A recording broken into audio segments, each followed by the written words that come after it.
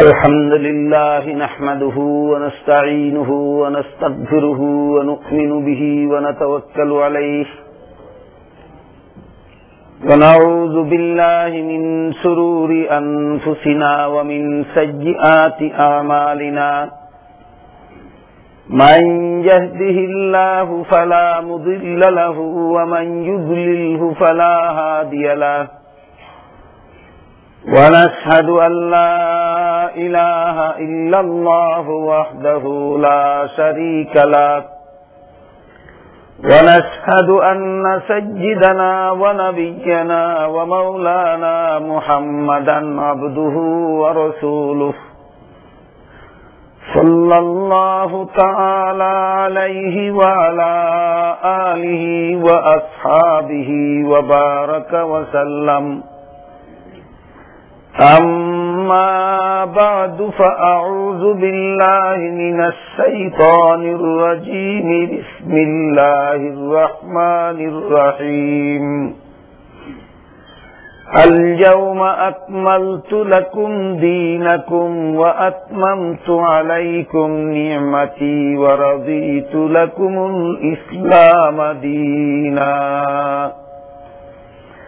وقال رسول الله صلى الله عليه وسلم تركت فيكم أمرين لن تضلوا ما تمسكتم بهما كتاب الله وسنة رسوله أو كما قال عليه الصلاة والسلام হযরত উলামায়ে কেরাম, উপস্থিত সুধী সমাজ, আল্লাহ পাক রব্বুল আলামিনের পবিত্র কালাম কুরআন শরীফ। কুরআন শরীফকে আল্লাহর কালাম বলা হয়। কালাম শব্দের অর্থ হলো কথা। কুরআন শরীফের শুরু থেকে শেষ পর্যন্ত যা কিছু আছে সবগুলি সরাসরি আল্লাহর কথা। কুরআন শরীফের ভিতরে একমাত্র আল্লাহর কথা ছাড়া আর কারো কোনো কথা নাই। এই জন্য কুরআন শরীফকে আল্লাহর কালাম বলা হয়। এই কুরআন শরীফ আল্লাহর কালামের ভিতরে সর্বমোট 114 খানা সূরা আছে। এর মধ্যে এক সূরার নাম সূরায়ে মায়েদা। সূরায়ে মায়েদার 3 নম্বর আয়াতের শেষের দিকের একটু অংশ আমি তিলাওয়াত করেছি। আয়াত অনেক লম্বা, তাই আয়াতের একটা অংশ মাত্র আমি তিলাওয়াত করেছি। এই অংশের আয়াতের যে অংশ আমি তিলাওয়াত করেছি, এই অংশের তাফসীর বা ব্যাখ্যা থেকে কিছু কথা আপনাদেরকে শোনাবার জন্য আল্লাহ আপনাদের আমাদের সবাইকে কোরআনের মর্ম সঠিকভাবে বুঝার এবং কোরআনের আলোকে জীবন গড়ার তৌফিক দান করুন। আয়াতের যে অংশ আমি তিলাওয়াত করেছি তাতে আল্লাহ বলেন, আল ইয়াউমা আকমালতু লাকুম দীনাকুম। আল ইয়াউমা শব্দের অর্থ হলো আজকে। আকমালতু শব্দের অর্থ হলো পরিপূর্ণ করে দিলাম। লাকুম অর্থ হলো তোমাদের জন্য। দীনাকুম অর্থ হলো তোমাদের দ্বীনকে। আজকে আমি আল্লাহ তোমাদের দ্বীনকে পরিপূর্ণ করে দিলাম। এই হল আয়াতের মোটামুটি বাংলা অর্থ। আয়াতের যে অংশ তিলাওয়াত করা হইল সেই অংশের বাংলা অর্থ হইল যে আমি আজকে তোমাদের দ্বীনকে পরিপূর্ণ করে দিলাম। কিন্তু পবিত্র কোরআনের অনেক বিষয় এমন আছে যা শুধু অর্থের দ্বারাই অনুভব করা যায় না, যার মর্ম সঠিকভাবে অর্থ শুনলেই বোঝা যায় না তার ব্যাখ্যা ছাড়া। এই জন্য আয়াতের যে অংশের তর্জমাটা আমি আপনাদেরকে শোনাইলাম, অনুবাদটা শোনাইলাম যে আজকে আমি তোমাদের দ্বীনকে পরিপূর্ণ করে দিলাম। এই কথাটারও সঠিক মর্ম বুঝে আসবে না তার ব্যাখ্যা ছাড়া। আর কোরআনের ব্যাখ্যাকেই কোরআনের তাফসীর বলা হয়। পবিত্র কোরআনের ব্যাখ্যাকেই পরিভাষাগতভাবে কোরআনের তাফসীর বলা হয়। এক আয়াতে আল্লাহ পাক রব্বুল আলামিন বলেন, লা তুহাররিক বিহি লিসানাকা লিতাজালা বিহি ইন্না আলাইনা জামআহু ওয়া কুরআনাহ ফাইযা ক্বারানাহু ফাত্তাবি কুরআনাহ সুম্মা ইন্না আলাইনা বায়ানাহ। অর্থাৎ হে রাসূল করিম সাল্লাল্লাহু আলাইহি ওয়াসাল্লাম, আমি যখন আপনার কাছে কুরআন নাযিল করতে থাকি তখনই আপনি এই কোরআনকে মুখস্থ করে নেওয়ার জন্য তাড়াহুড়া করে জপতে থাকবেন না। প্রথম আল্লাহ রাসূল এমনটা করতেন। একদিকে আল্লাহ কোরআন নাযিল করতে থাকতেন, অপরদিকে রাসূল তা জপতে থাকতেন। রাসূলের উদ্দেশ্য ছিল যে নাযিল করতে করতে যদি আমি জপে মুখস্থ করতে না পারি তাহলে যে শব্দটাই আমার মুখস্থ করার বাকি থাকবে সেই শব্দটা তো আমার উম্মত আর পাবে না। কাজেই উম্মত যেন কোরআনের কোন শব্দ পাওয়ার থেকে বঞ্চিত না থাকে, তাই আল্লাহ নাযিল করে সমাপ্ত করতে করতেই আমাকে জপে মুখস্থ করে নিতে হবে, এই ছিল রাসূলের ধারণা। তাই রাসূল করতেন কি, প্রথম আল্লাহ যখন কোরআন নাযিল করতে থাকতেন রাসূল তাৎক্ষণিকভাবে তাড়াহুড়া করে তা জপতে থাকতেন। বাধা দিয়ে আল্লাহ বলেন, লা তুহাররিক বিহি লিসানাকা লিতাজালা বিহি, আমি যখন কোরআন নাযিল করি আপনার কাছে তখন আপনি তাড়াহুড়া করে এটা মুখস্থ করে নেওয়ার জন্য জপতে থাকবেন না। ইন্না আলাইনা জামআহু ওয়া কুরআনাহ, যেভাবে আমি নিজ দায়িত্বে আপনার কাছে কোরআন নাযিল করি সেইভাবে আপনার জপা ছাড়া আমি আল্লাহ নিজ দায়িত্বে আপনাকে কোরআন স্মরণ রাখাইয়া দেব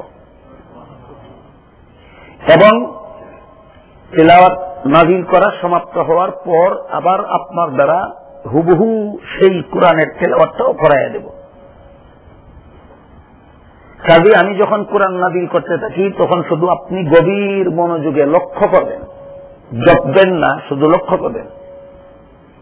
সুম্মা ইন্না আলাইনা বায়ানাহ, অতঃপর এই কোরআনের ব্যাখ্যাটাও আমি আল্লাহ নিজ দায়িত্বে আপনাকে শিক্ষা দেব। আল্লাহ নিজ দায়িত্বে রাসূলের কাছে কোরআন নাযিল করেন, আল্লাহ নিজ দায়িত্বে রাসূলকে কোরআন স্মরণ রাখাইয়া দেন, আল্লাহ নিজ দায়িত্বে রাসূলকে কোরআনের ব্যাখ্যা শিক্ষা দেন। এই আয়াত এই ব্যাপারে পরিষ্কার যে স্বয়ং রাসূল করিম সাল্লাল্লাহু আলাইহি ওয়াসাল্লাম যার কাছে আল্লাহ কোরআন নাযিল করেছেন তাকেও কোরআনের ব্যাখ্যা আল্লাহ নিজে শিক্ষা দিয়েছেন। শুধুমাত্র শব্দের অর্থ জানলেই যদি কোরআনের মর্ম বুঝে আসতো তাহলে যে রাসূলের কাছে আল্লাহ কোরআন নাযিল করেন সেই রাসূলকে কোরআনের ব্যাখ্যা আল্লাহর পক্ষ থেকে শিক্ষা দেওয়ার কোন দরকার হইত না, কারণ কোরআনের ভাষাও আরবি, রাসূলের ভাষাও আরবি, তর্জমা তো এমনিই বুঝে আসে। এই আয়াতের দ্বারা বিষয়টা পরিষ্কার হইল যে কোরআনের শুধু অর্থ জানলেই কোরআনের মর্ম বুঝে আসে না কোরআনের ব্যাখ্যা ছাড়া। কোরআনের ব্যাখ্যাকেই পরিভাষাগতভাবে কোরআনের তাফসীর বলা হয়। সাথে সাথে এই কথাও বুঝে আসলো যে কোরআনের ব্যাখ্যাও নিজে নিজে বোঝা যায় না, কোরআনের ব্যাখ্যা বোঝার জন্য উস্তাদের দরকার হয়। স্বয়ং আল্লাহ উস্তাদ হয়ে রাসূলকে কোরআনের ব্যাখ্যা শিক্ষা দিয়েছেন। কোরআন যদি নিজে নিজে বুঝার মতো বিষয়টা হইত তাহলে আল্লাহ উস্তাদ হইয়া রাসূলকে কোরআনের ব্যাখ্যা শিক্ষা দিতে হইত না। রাসূল নিজে নিজেই, কোরআনের ভাষা আরবি, রাসূলের ভাষা আরবি, নিজে নিজেই ব্যাখ্যাও বুঝে নিতে পারতেন। আল্লাহ খুব পরিষ্কার করে দিলেন যে কোরআনের অর্থ বুঝলেই কোরআনের মর্ম বুঝে আসে না, আর কোরআনের মর্ম বোঝার জন্য যে ব্যাখ্যার দরকার সেই ব্যাখ্যা নিজে নিজে বোঝা যায় না, এর জন্য উস্তাদ লাগে, একজন উস্তাদ হইয়া তাকে শিক্ষা দিতে হবে। এ পর্যন্ত কথাগুলি বুঝে থাকলে একটু দয়া করে বলুন তো, রাসূল কোরআন পাইলেন কার কাছ থেকে? রাসূল কোরআনের ব্যাখ্যা নিজে নিজেই বলেছেন না আল্লাহর কাছ থেকে শিখে বলেছেন? আল্লাহর কাছ থেকে শিখে বলেছেন। এই পর্যায়ে আল্লাহ হলেন রাসূলের কোরআন শিক্ষা দেওয়ার উস্তাদ, রাসূল হলেন আল্লাহর সরাসরি ছাত্র। তারপর রাসূল আল্লাহর কাছ থেকে কোরআন শিখে এই কোরআনের ব্যাখ্যা তার সাহাবায়ে কেরামকে শিক্ষা দিলেন। আল্লাহ যেমনটা শিখেছিলেন তার সরাসরি ছাত্রদেরকে তেমনটাই শিখাইলেন না ভিন্ন রকম শিখাইলেন? আপনারা কি মনে করেন? আল্লাহর কাছ থেকে রাসূল কোরআন শিখেছিলেন একরকম, সাহাবাদের শিক্ষা দিলেন ভিন্ন রকম, না হুবহু তাই শিক্ষা দিলেন? হুবহু তাই শিক্ষা দিলেন। রাসূলের কাছ থেকে উম্মতের যে অংশটা সরাসরি আল্লাহর শিক্ষা দেওয়া অনুপাতে কোরআনের ব্যাখ্যা শিখেছে, সেই অংশটার নাম হইল সাহাবায়ে কেরাম। একমাত্র সাহাবায়ে কেরাম ছাড়া উম্মতের কোন অংশ সরাসরি রাসূলের কাছ থেকে কোরআন শিক্ষা করার সুযোগ পায়নি। এজন্য রাসূল আল্লাহর কাছ থেকে কোরআনের ব্যাখ্যা যেমনটা শিখেছিলেন, যেহেতু ঠিক তেমনটাই সাহাবায়ে কেরামদেরকে শিক্ষা দিয়েছিলেন, সুতরাং পরবর্তীকালে যারাই কোরআন শিখবেন এবং শিখাবেন তাদের কোরআন শিক্ষা করা এবং শিক্ষা দেওয়াটা সঠিক হইল না ভুল হইল, যে যাচাইয়ের একমাত্র মাপকাঠি হইলেন সাহাবায়ে কেরাম। যার কোরআন ব্যাখ্যা সাহাবায়ে কেরামের ব্যাখ্যার অনুকূলে হবে তার ব্যাখ্যাই সঠিক ব্যাখ্যা বলে গণ্য হবে। পরবর্তীতে যারাই কোরআনের যত ব্যাখ্যা করবেন তাদের কারো কোনো ব্যাখ্যা যদি সাহাবায়ে কেরামের ব্যাখ্যার সাথে সাংঘর্ষিক হয়, সাহাবায়ে কেরাম কি ভুল শিখেছিলেন না সঠিক শিখেছিলেন? সুতরাং আমি যদি আমার কোন ব্যাখ্যা যদি সাহাবাগণের ব্যাখ্যার সাথে সাংঘর্ষিক হয়, তাহলে আমার ব্যাখ্যাটা সঠিক এবং সাহাবাদের ব্যাখ্যাটা ভুল ছিল প্রমাণ হবে না আমারটা ভুল প্রমাণ হবে? হ্যাঁ, আমারটা ভুল প্রমাণ হবে। এই জন্য আমারটা ভুল প্রমাণ হবে। এইভাবে হয় না, এইভাবে হয় না। আমি বলতে থাকবো আর আপনারা প্রশ্ন করতে থাকবেন, এইভাবে বলা হয় না, এটা নিয়ম নয়। আমার কোনো কথা বোঝার বাকি থাকলে আপনারা লিখবেন, লিখে দিবেন, প্রয়োজন হলে পরে সময় নিয়ে এটার জবাব দেওয়া হবে। তাহলে তো বয়ান করা চলবে না। আমি বলতে থাকবো, আপনারা প্রশ্ন করতে থাকবেন, বয়ান হবে নাকি? এটা নিয়ম নয়, এই নিয়মটা আপনার জানা দরকার। এরপর সাহাবায়ে কেরামের প্রত্যেকে কিয়ামত পর্যন্ত যারা কোরআনের ব্যাখ্যা করবেন তাদের ব্যাখ্যা যদি দেখা যায় সাহাবায়ে কেরামের ব্যাখ্যার সাথে সাংঘর্ষিক নয়, তাহলে তাদের ব্যাখ্যাই সঠিক ব্যাখ্যা বলে গণ্য হবে। যদি কারো কোরআনের ব্যাখ্যা সাহাবায়ে কেরামের কোন ব্যাখ্যার সাথে সাংঘর্ষিক হয়, অবশ্যই সেক্ষেত্রে সাহাবায়ে কেরামের ব্যাখ্যাটা ভুল গণ্য হবে না। যার ব্যাখ্যা সাহাবাগণের ব্যাখ্যার সাথে সাংঘর্ষিক হবে তার ব্যাখ্যাটাই ভুল গণ্য হবে। এটা হলো মেয়ার, এটা হলো মাপকাঠি। তো আল্লাহ পাক রব্বুল আলামিন স্বয়ং উস্তাদ হয়ে রাসূল করিম সাল্লাল্লাহু আলাইহি ওয়াসাল্লামকে কোরআনের ব্যাখ্যা শিক্ষা দিয়েছেন। তারপর রাসূল উস্তাদ হয়ে তার সরাসরি ছাত্র সাহাবায়ে কেরামদেরকে কোরআনের ব্যাখ্যা শিক্ষা দিয়েছেন। এর মাধ্যমে আমি আপনাদের যে কথাটা বুঝাতে চাচ্ছি সেটা হলো, কোরআনের ব্যাখ্যা নিজে নিজে শেখা যায় না, কোরআনের ব্যাখ্যা শেখার জন্য সুযোগ্য উস্তাদের দরকার হয়। এইটুকু বলা আমার উদ্দেশ্য, যে কোরআনের ব্যাখ্যা নিজে নিজে শেখা যায় না, কোরআনের ব্যাখ্যা শেখার জন্য সুযোগ্য উস্তাদের দরকার হয়। আমি কোরআন শিক্ষা করেছি আমার একজন উস্তাদের কাছে, তিনি তার উস্তাদের কাছে, তিনি তার উস্তাদের কাছে, তিনি তার উস্তাদের কাছে। অবশ্যই এই উস্তাদের সিলসিলাটা যেতে যেতে যেতে যেতে উপর দিকে এক পর্যায়ে দেখা যাবে যে আমার সর্বোচ্চ উস্তাদ তিনি কোরআন শিখেছিলেন একজন তাবেঈর কাছে, সেই তাবেঈ কোরআন শিখেছিলেন একজন সাহাবীর কাছে, সাহাবী কোরআন শিখেছিলেন মুহাম্মদুর রাসূলুল্লাহ সাল্লাল্লাহু আলাইহি ওয়াসাল্লামের কাছে। আর আল্লাহ নিজে বলছেন যে আল্লাহ নিজে মুহাম্মদুর রাসূলুল্লাহ কোরআন শিখেছেন সরাসরি আল্লাহর কাছে। এতটুকু কথার দ্বারা আমি আপনাদেরকে যে কথাটা বুঝাতে চাচ্ছি সেটা হলো, কোরআন অনুবাদের দ্বারা, তরজমার দ্বারা বুঝে আসে না, ব্যাখ্যা লাগে। এই ব্যাখ্যার নাম তাফসীর, এবং সেই তাফসীর নিজে নিজে বুঝতে পারা যায় না, তার কোন সুযোগ্য উস্তাদের দরকার হয়। তাই আমরা যে আয়াতের অংশ তিলাওয়াত করেছি, এই আয়াতের ব্যাখ্যা তাফসীর এই সমস্ত সুযোগ্য উস্তাদগণ যা লিখেছেন, যা বলেছেন, সেখান থেকে চয়ন করে আমি আমার ক্ষুদ্র বিবেচনায় আমাদের সমাজের মুসলমানদের জন্য যেটুকু দরকারি বেশি মনে করি, যেটুকু বেশি উপকারী মনে করি, সেগুলি পেশ করার চেষ্টা করব। তা না হলে এই আয়াতাংশের ধারাবাহিক সবিস্তারে তাফসীর পেশ করার মতো নির্ধারিত সময় সম্ভব নয়। এই জন্য তিলাওয়াতকৃত আয়াতাংশের যেটুকু তাফসীর বিভিন্ন নির্ভরযোগ্য কিতাবে নির্ভরযোগ্য মুফাসসিরগণ লিখেছেন, সেখান থেকে চয়ন করে বাছাই করে শুধু সেই কথাগুলি আমি আপনাদের সামনে তুলে ধরার চেষ্টা করব, যে কথাগুলি আমার ক্ষুদ্র বিবেচনায় আমাদের বর্তমান সমাজের মুসলমানের জন্য বেশি দরকারি মনে করি, বেশি উপকারী মনে করি।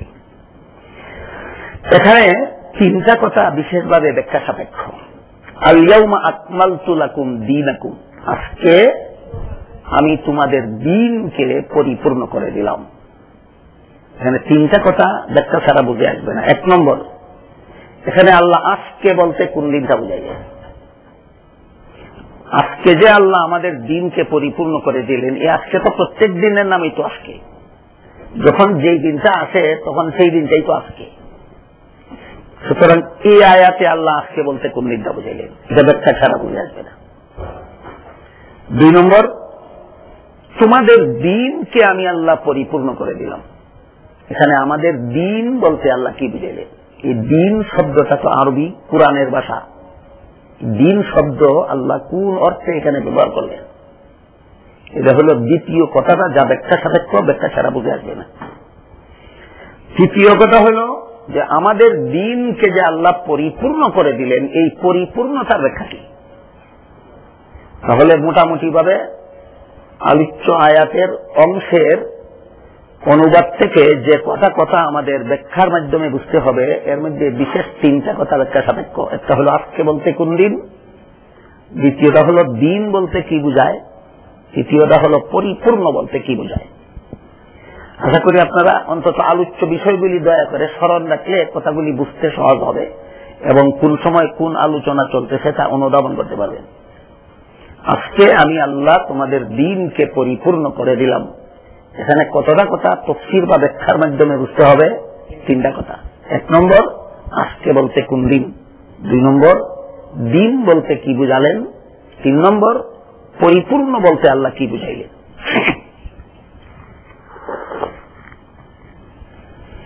এই আয়াতটা নাজিল হয়েছিল, আল্লাহ নাজিল করেছিলেন রাসূল করিম সাল্লাল্লাহু আলাইহি ওয়াসাল্লামের কাছে তার ঐতিহাসিক বিদায় হজের ভাষণের দিন। ইসলামের ইতিহাসে রাসূলের বিদায় হজের ভাষণ একটা প্রসিদ্ধ ঘটনা। রাসূল দুনিয়ার থেকে বিদায় হওয়ার 3 মাস আগে জীবনের শেষ হজ পালন করেছিলেন। সেই হজ পালনকালে যখন রাসূল প্রায় তার সাথে অংশগ্রহণকারী লক্ষাধিক সাহাবায়ে কেরামদের নিয়ে আরফার ময়দানে অবস্থান করতেছিলেন, আমাদের জানা থাকার কথা যে হজে আরফার ময়দানে অবস্থান করতে হয় জিলহজ মাসের 9 তারিখে। আরফার ময়দানে অবস্থানকালে রাসূল তার সাথে অংশগ্রহণকারী লক্ষাধিক সাহাবায়ে কেরামদের উদ্দেশ্য করে এক মহামূল্যবান ভাষণ দিয়েছিলেন। এই ভাষণটাকেই রাসূলের বিদায় হজের ভাষণ বলা হয়। যেহেতু এই হজ পালনের 3 মাস পরেই রাসূল দুনিয়া থেকে বিদায় হয়ে গেছিলেন, এই জন্য এই হজটাকে তার বিদায় হজ বলা হয়। আর এই হজে আরফার ময়দানে অবস্থানকালে তার সাথে অংশগ্রহণকারী লক্ষাধিক সাহাবায়ে কেরামদের উদ্দেশ্য করে আল্লাহর রাসূল যে মহামূল্যবান ভাষণ দিয়েছিলেন, ওইটাকে রাসূলের বিদায় হজের ভাষণ বলা হয়।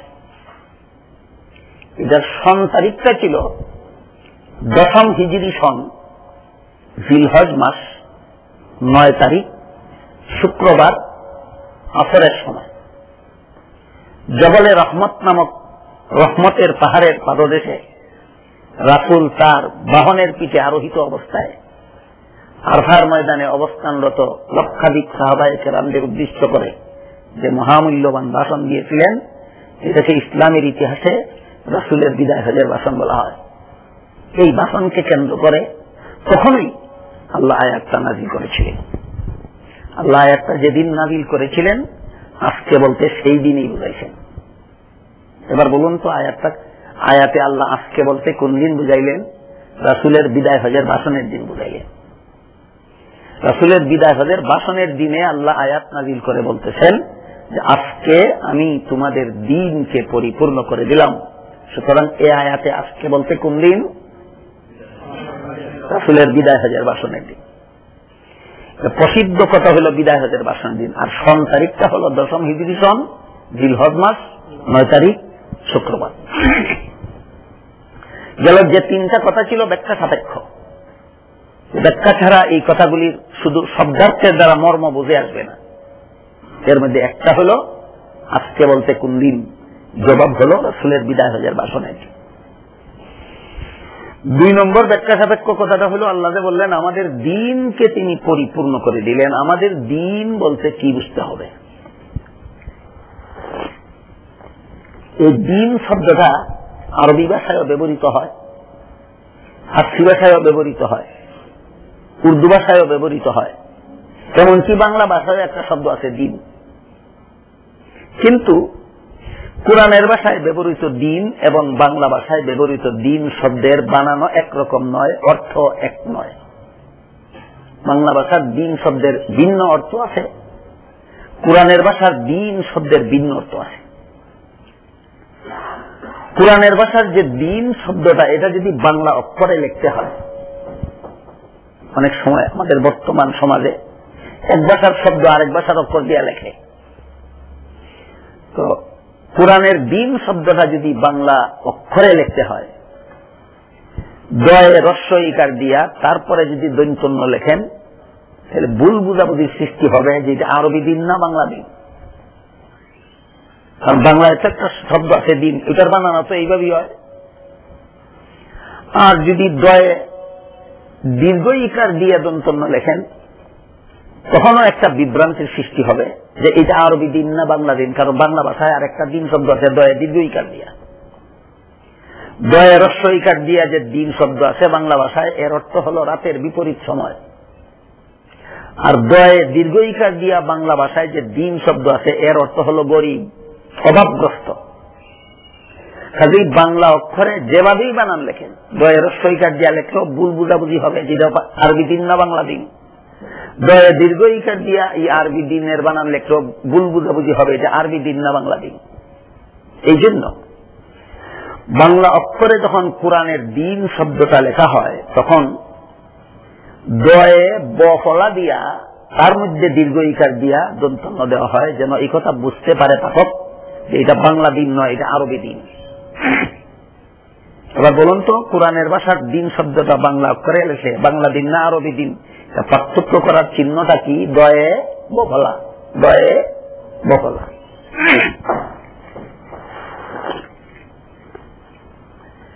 এই দিন শব্দটা আবার দীর্ঘ ইকার।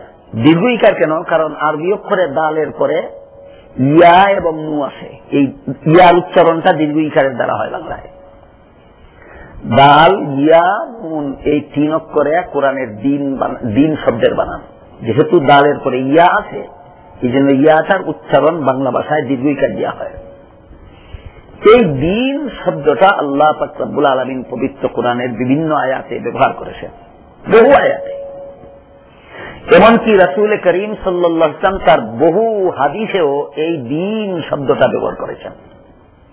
কিন্তু সবচেয়ে বড় মনোযোগের সাথে লক্ষ্য করার ব্যাপার হলো আমাদের যে কথাটা, সেটা হলো যে কোরআনে এবং হাদিসে আল্লাহ এবং আল্লাহর রাসূল দিন শব্দটা সব ক্ষেত্রে একই অর্থে ব্যবহার করেননি। বিভিন্ন আয়াতে আল্লাহ দিন শব্দটাকে বিভিন্ন অর্থে ব্যবহার করেছেন। বিভিন্ন হাদিসে রাসূল দিন শব্দটা বিভিন্ন অর্থে ব্যবহার করেছেন।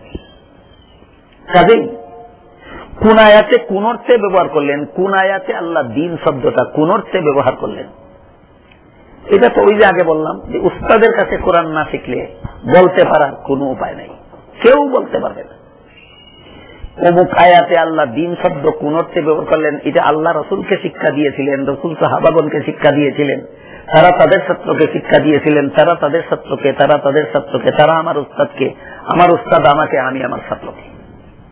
কোন আয়াতে দিন শব্দ আল্লাহ কোন অর্থে ব্যবহার করেছেন? আমার কথা বুঝে থাকলে বলুন তো, কোরআনের কোন তর্জমা নিজে নিজে পড়লে কোরআনের কোন আয়াতে আল্লাহ দিন শব্দ কোন অর্থে ব্যবহার করেছেন বোঝার কোন উপায় আছে? কোন উপায় নেই। এ পর্যন্ত আশা করি আপনারা পরিষ্কার বুঝতে পেরেছেন যে পবিত্র কোরআনের যত আয়াতে দিন শব্দটা আল্লাহ ব্যবহার করেছেন সবগুলি আয়াতে একই অর্থে নয়, বরং বিভিন্ন আয়াতে দিন শব্দটা বিভিন্ন অর্থে ব্যবহার করেছেন।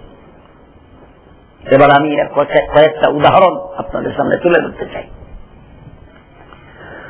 পবিত্র কোরআনের যে আয়াতে আল্লাহ সর্বপ্রথম দিন শব্দটা ব্যবহার করেছেন সেটা হল সূরাতুল ফাতিহার 3 নম্বর আয়াত। এখানে আল্লাহ বলেন মালিকি ইয়াউমিদ্দিন। এখানে দিন শব্দটাকে আল্লাহ কর্মফল অর্থ বোঝাবার জন্য ব্যবহার করেছেন। কর্মফল দান দিবসের মালিক আল্লাহ, আর সারা দুনিয়ার সমস্ত মানুষের কর্মফল দেওয়ার দিবসটা হল কিয়ামতের দিন। তাই আয়াতের শব্দার্থ হল কর্মফল দান দিবসের মালিক আল্লাহ, আর মর্মার্থ হল কিয়ামতের দিনের মালিক আল্লাহ। দেখুন, একটা হল আয়াতের শব্দার্থ, আরেকটা হল আয়াতের মর্মার্থ। মালিকি ইয়াউমিদ্দিন আয়াতের শব্দার্থ হল কর্মফল দান দিবসের মালিক আল্লাহ, মর্মার্থ হল কিয়ামতের দিনের মালিক আল্লাহ। কেন কর্মফল দান দিবসের মর্ম কিয়ামতের দিন হইল কেন? কারণ সারা দুনিয়ার সমস্ত মানুষের সারা জীবনের কর্মফল আল্লাহ কিয়ামতের দিনই দিবেন, অন্য কোনো দিন নয়। আমার কথা বুঝে থাকলে একটু দয়া করে বলুন তো, সারা দুনিয়ার সমস্ত মানুষের সারা জীবনের কর্মফল কোন দিন আল্লাহ ঘোষণা দিবেন? সুতরাং কিয়ামতের দিনকে সূরাতুল ফাতিহার 3 নম্বর আয়াতে কিসের দিন বলা হয়েছে? কর্মফল দান দেওয়ার দিন বলা হয়েছে, কর্মফল দান দিবসের মালিক। তাই সূরাতুল ফাতিহার 3 নম্বর আয়াতে দিন শব্দটাকে আল্লাহ কর্মফল অর্থ বোঝাবার জন্য ব্যবহার করেছেন। আশা করি বিষয়টা আপনারা বুঝতে পেরেছেন। সারা এই সূরাতুল ফাতিহার 3 নম্বর আয়াতে আল্লাহ দিন শব্দটা, স্মরণ রাখুন সামনের কথাগুলি বোঝার সুবিধার জন্য, সূরাতুল ফাতিহার 3 নম্বর আয়াতে আল্লাহ দিন শব্দটা কর্মফল অর্থ বোঝাবার জন্য ব্যবহার করেছেন। একটা উদাহরণ পেলাম যে এই আয়াতে আল্লাহ দিন শব্দটা এই অর্থে ব্যবহার করেছেন। এখানেও কিছু আনুষঙ্গিক কথা আছে। কর্মফল কিয়ামতের দিন দিবেন কেন? এর আগে দিবেন না কেন? যে কারণে কিয়ামতের দিনকে কর্মফল দেওয়ার দিন নামে অভিহিত করলেন আল্লাহ। আরো কথা আছে যে আল্লাহ কি শুধু কিয়ামতের দিনের মালিক, দুনিয়ার কোন দিনের মালিক কি আল্লাহ নন? তাহলে শুধু কিয়ামতের দিনের মালিক বললেন কেন? এই সমস্ত আনুষঙ্গিক কথা আছে। আমি আগেই বলেছি যে সবগুলি কথা ধারাবাহিকভাবে সবিস্তারে একদিনে বলা যাবে না। বলতে গেলে রাত পোহায় যাবে, কিন্তু তাফসীর শেষ হবে না। এই জন্য আনুষঙ্গিক সবগুলি কথা বলা যাবে না। আজকে শুধু আমি আগেই বলেছি যে আমি এই আয়াতের তাফসীর থেকে যে কথাগুলি অন্তত আমাদের বর্তমান সমাজের মুসলমানের জন্য আমার ক্ষুদ্র বিবেচনায় বেশি দরকারি মনে করি, আমার ক্ষুদ্র বিবেচনায় বেশি উপকারী মনে করি, সেই কথাগুলি বাছাই করে আপনাদের সামনে পেশ করব। সবিস্তারে ধারাবাহিকভাবে আলোচনার অবকাশ নাই, সময় সুযোগ নাই। তাই আজকের মতো আমরা এই 2 প্রশ্নের জবাবের দিকে যাব না। কর্মফল শুধু কিয়ামতের দিন দিবেন কেন, অন্য দিন কর্মফল দিবেন না কেন, এই আলোচনার দিকে আজকে যাব না। এবং শুধু কিয়ামতের দিনের মালিক আল্লাহকে বলা হলো কেন, এর আগের দিনগুলির মালিক কে, আর পরের দিনগুলির মালিক কে আল্লাহ ছাড়া আর কেউ, সেই প্রশ্নের জবাবের দিকেও আমি আজকে যাব না।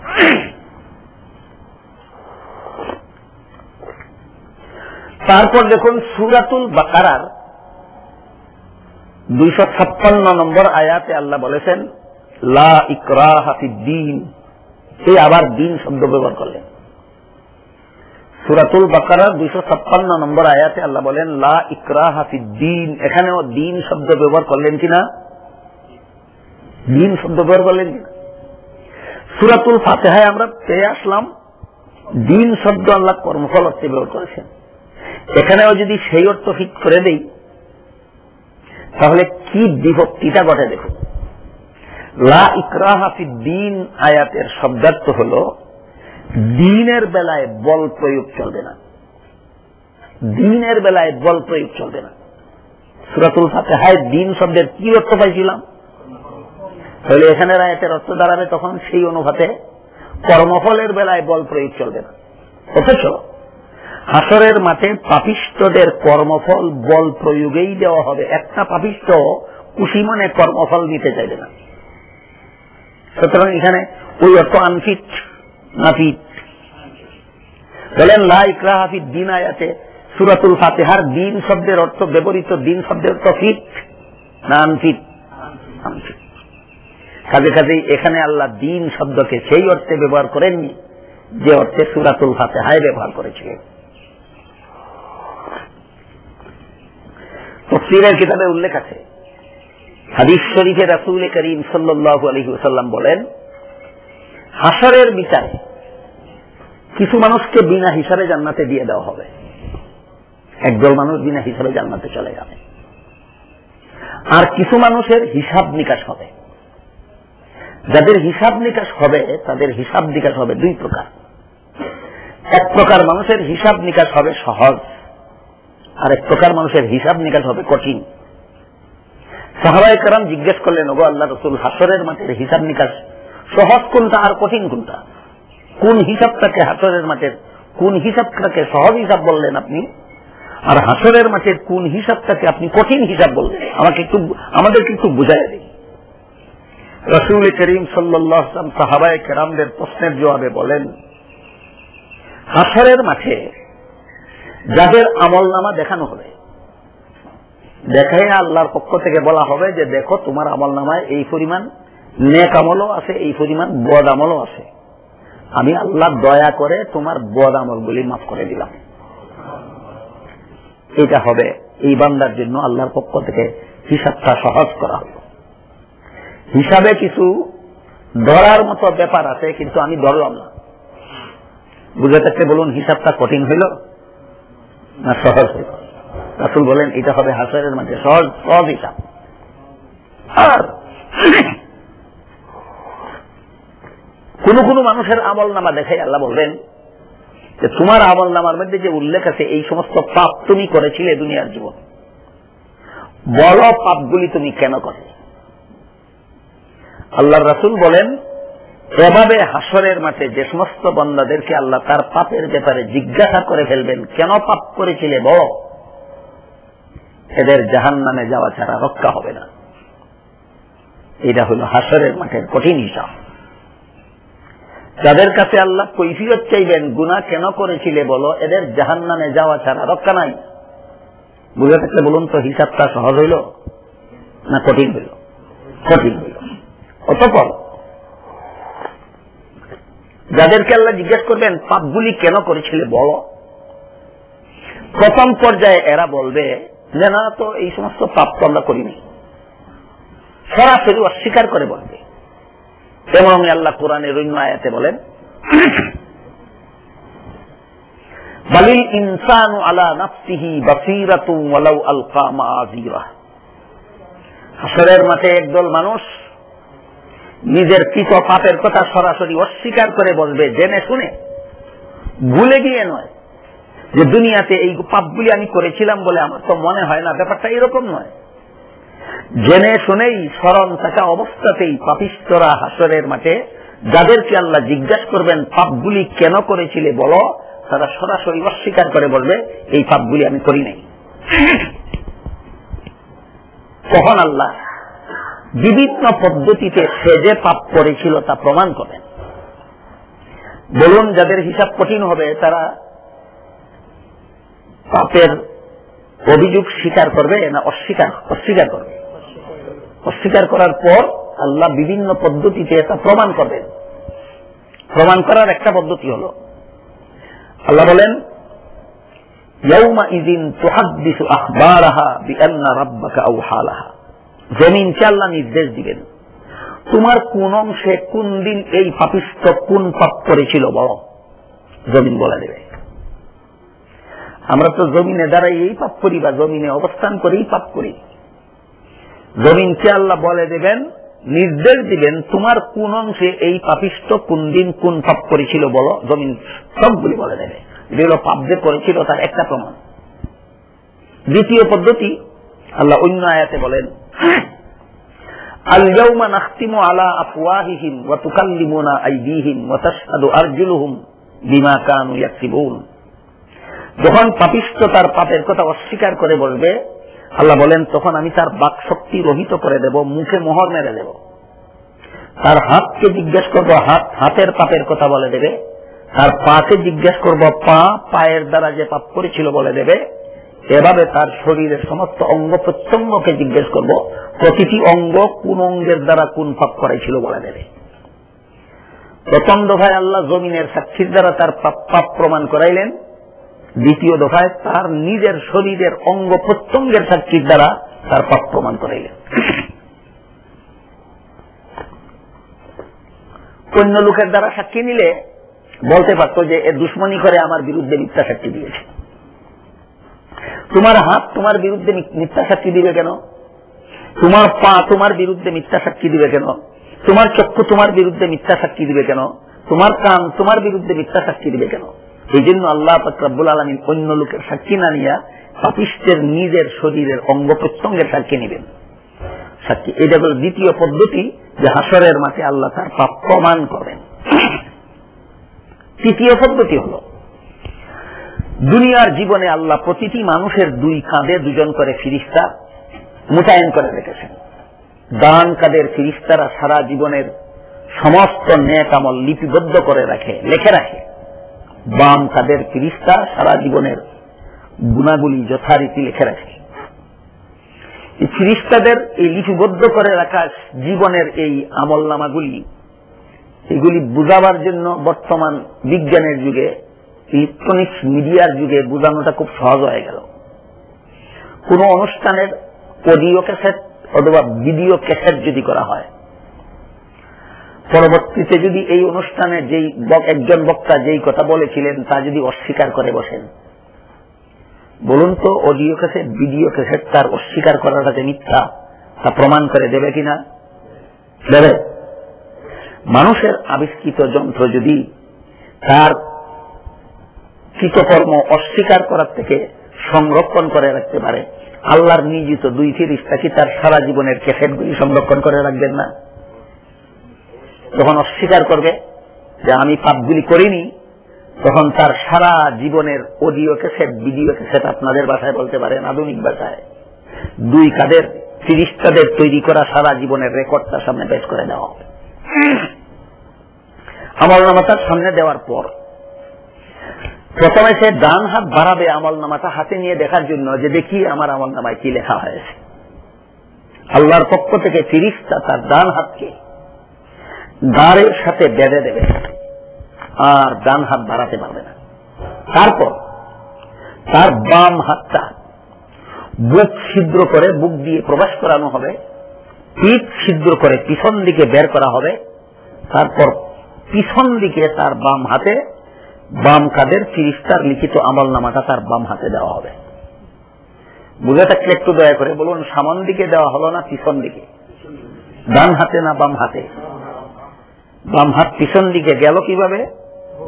বুক পিঠ ছিদ্র করে সেই ছিদ্র পথে বাম হাতটাকে নিয়ে সেখানে দেওয়া হবে আমলনামা।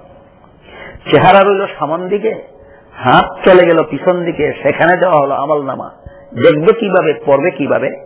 আল্লাহর পক্ষ থেকে ফেরেশতারা তার গার মুখ দিয়ে চেহারা পিছন দিকে নিয়ে বলা হবে, আল্লাহ বলবেন ইকরা কিতাবাকা কাফা বিনাফসিকা ইয়াউমা আলাইকা হাসিবা, পরে দেখ তোর আমলনামা তুই পাপ করেছিলে কিনা। এটা হলো তৃতীয় পদ্ধতি, যে পদ্ধতিতে হাসরের মাঠে পাপিষ্ঠরা যখন নিজেদের পাপের কথা অস্বীকার করবে, তখন এই পদ্ধতিতেও আল্লাহ তার পাপ প্রমাণ করবেন। আজকের মতো আপাতত তিনটা পদ্ধতির আলোচনা হল। পাপিষ্ঠরা পাপ অস্বীকার করলে আল্লাহ হাসরের মাঠে প্রমাণ করবেন, বিভিন্ন সাক্ষীর প্রমাণের মাধ্যমে সাব্যস্ত করবেন। একটা প্রমাণ হল জমিনের সাক্ষী, দ্বিতীয় প্রমাণ হল তার শরীরের অঙ্গ প্রত্যঙ্গের সাক্ষী, তৃতীয় প্রমাণ হল ফেরেশতাদের লিপিবদ্ধ আমলনামার সাক্ষী। এভাবে বিভিন্ন পদ্ধতিতে প্রমাণ করার পর আল্লাহ দ্বিতীয় দফা জিজ্ঞাসা করবেন, এবার বল পাপগুলি কেন করেছিলি? প্রথম দফার প্রশ্নের জবাবে কি বলেছিল? করিনি। এখন দ্বিতীয় দফা যখন আল্লাহ জিজ্ঞাসা করবেন, এবার বল পাপগুলি কেন করেছিলি, এখন করিনি বলার উপায় বাকি আছে নাকি নেই? এখন আর এই পাপগুলি আমি করিনি বলার আর কোন উপায় বাকি নেই। তখন বলবে, এই পাপগুলি তো আমি করিনি, আমাকে অমুকে তমুকে পাপগুলি আমার দ্বারা করাইছে, এই পাপগুলির দ্বারা জন্য আমি দায়ী নই, যারা আমাকে পাপগুলি করাইছে তারা দায়ী। এখন একটু তার এই কর্মফল গ্রহণ করার পথে গ্রহণ না করার জন্য প্রথমে মিথ্যার আশ্রয় নিয়েছিল, এখন নিল অপব্যাখ্যার আশ্রয়। কর্মফল গ্রহণ না করার জন্য নাকি গ্রহণ করার জন্য? তার কর্মফল গ্রহণ না করার জন্য প্রথমে সরাসরি মিথ্যার আশ্রয় নিয়েছিল, যখন মিথ্যার বানচাল হয়ে গেল এখন সরাসরি মিথ্যার আশ্রয় নিল না অপব্যাখ্যার আশ্রয় নিল? এইটাই মানুষের স্বভাব, এইটাই মানুষের স্বভাব। জীবন বড় অপরাধ করবে, বড় ফেললে অস্বীকার যাবে, প্রমাণ করে দিলে অপব্যাখ্যার আশ্রয়ে যাবে। স্মরণ রাখুন, হাসরের মাঠে যারা যে সমস্ত মানুষ আল্লাহর সামনে এইভাবে নিজের অপকর্মের ফল নিতে অস্বীকার করবে, প্রমাণ করে দিলে আবার মিথ্যার আশ্রয় নিবে, চিন্তা করে দেখুন তারা দুনিয়াতে আপনাদের সাথে কেমন আচরণ করে। যে অসৎ লোকেরা আল্লাহর আদালতে দাঁড়িয়ে এইরকম তালবাহানা করতে পারে তার কৃতকর্মের ফল নিতে, তারা আপনাদের সাথে কোন রকমের অসৎ ব্যবহার করলে, আপনাদের সাথে কোন রকমের দুর্ব্যবহার করলে, আপনাদের সাথে কোনো অন্যায় অবিচার করলে যখন ধরে ফেলবেন তখন আপনাদের সাথে কি করবে? আল্লাহর সাথে এমন যারা করবে।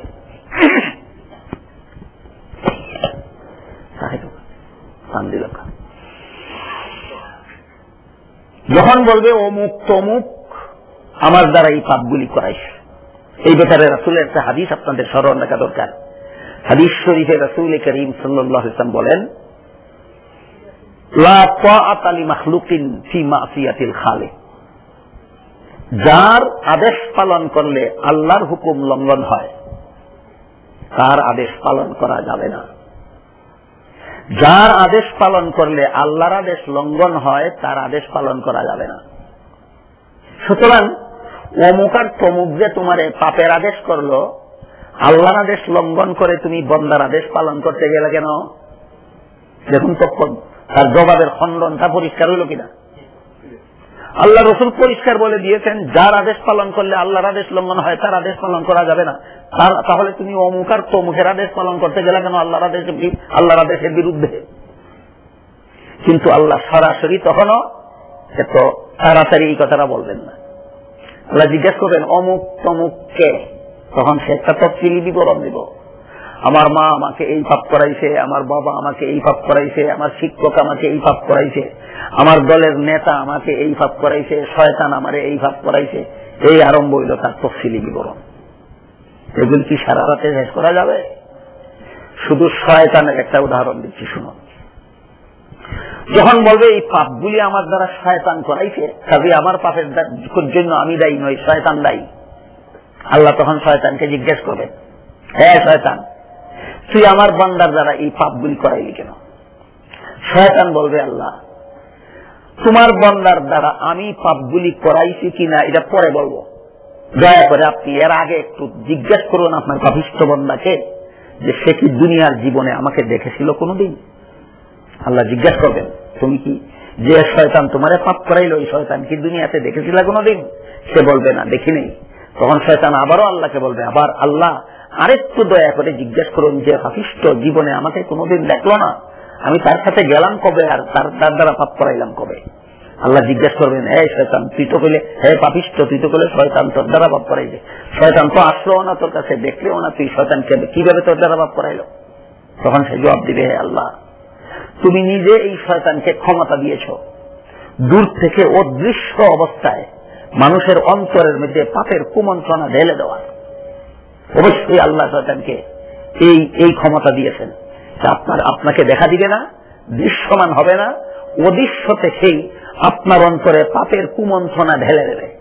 পাপের কুমন্ত্রণা ঢেলে দেওয়ার পদ্ধতি, কোন নেক কাজের সুযোগ আসলেই মনের মধ্যে জাগাইয়া দিবে যে এই কাজটা এখন করতে যায় না, অন্য সময় করা যাবে, এখন করতে গেলে এই ক্ষতি সেই ক্ষতি, এই সমস্ত ঝামেলা। আর কোন পাপের সুযোগ আসলেই মনে জাগাইয়া দিবে এটা বড় আনন্দময় ব্যাপার, এটা বড় সুখের ব্যাপার, এটা বড় লাভের ব্যাপার, যত তাড়াতাড়ি সম্ভব এই কাজটা করো, এই কথাগুলি মনে জাগাইয়া দেবে। এইটা হলো শয়তানের কুমন্ত্রণা।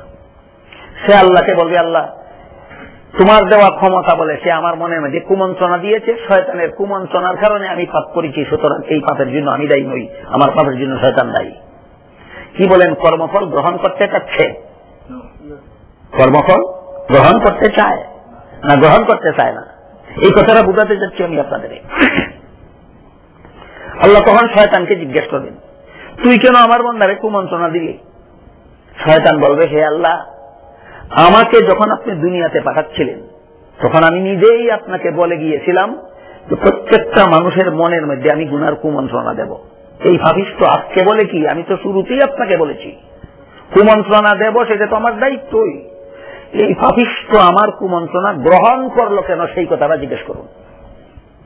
পারলো কি শয়তানের ঘাড়ে চাপাতে? শয়তান স্বীকার করবে, আমি তো কুমন্ত্রণা দিয়েছি যে বাস্তব। সে আজকে কি বলে, আমি শুরুতেই আপনাকে বলেছি যে আমি প্রত্যেকটা মানুষের মনে কুমন্ত্রণা দেব, এটা তো আমার ডিউটি। সে গ্রহণ করলো কেন সেটা বলুন। আমি তো তার ঘাড়ে দিয়ে পাপ করাই নাই, শুধু কুমন্ত্রণা দিয়েছি। আমার কুমন্ত্রণাটা সে গ্রহণ করলো কেন? সুতরাং আমার কুমন্ত্রণা দেওয়ার জন্য আমি দায়ী, কিন্তু আমার কুমন্ত্রণা সে গ্রহণ করলো কেন, এটার জন্য আমি দায়ী নই, আপনার পাপিষ্ঠই দায়ী। বুঝে থাকলে বলুন, পারলো কি শয়তানের ঘাড়ে চাপাতে নিজের পাপের দায় দায়িত্ব? পারলো না। এবার তৃতীয় দফা আল্লাহ জিজ্ঞাসা করবে, এবার বল তুই পাপ কেন করলি? বলুন তো, আর কারো প্রতি দায় দায়িত্ব চাপাবারও সুযোগ আছে? সুযোগ নেই।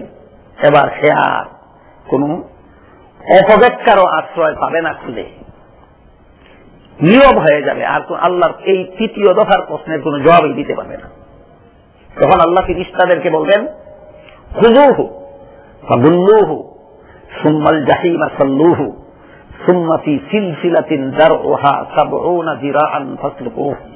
হে ফেরেশতারা, এই পাপিষ্ঠটাকে ধরো, তার হাতে পায়ে বেড়ি লাগাও, ৭০ হাত লম্বা জিঞ্জির দিয়া তাকে বাঁধো এবং জাহান্নামের আগুনে লটকে জ্বালাও। বলেন, কর্মফল স্বেচ্ছায় গ্রহণ করার কারণে হাত পায়ে বেড়ি লাগিয়ে ৭০ হাত লম্বা জিঞ্জির দিয়ে বেঁধে আগুনে নিক্ষেপ করতে হলো, স্বেচ্ছায় কর্মফল গ্রহণ করার কারণে না গ্রহণ করতে না চাওয়ার কারণে? তাইলে লা ইকরাহা ফিদ-দীনের আয়াতের কি অর্থ করবেন? মালিকি ইয়াউমিদ্দিন আয়াতের অর্থ ছিল কর্মফল দেওয়ার দিনের মালিক। লা ইকরাহা ফিদ-দীনেও যদি কর্মফল অর্থটা ঠিক করে দেন, তাহলে এর অর্থ দাঁড়ায় জবরদস্তিমূলক কর্মফল দেওয়া হবে না। পাপিষ্ঠতারে কিভাবে কর্মফল দেওয়া হলো?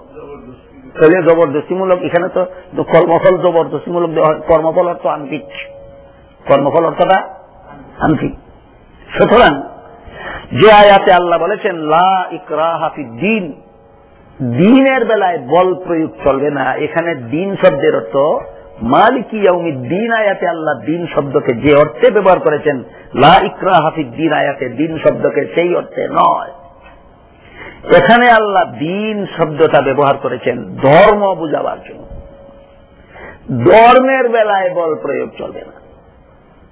দুনিয়াতে ধর্ম পালন করার বেলায় কোন অমুসলিমকে ইসলাম ধর্ম গ্রহণ করার জন্য চাপ সৃষ্টি করা যাবে না, বল প্রয়োগ করা যাবে না।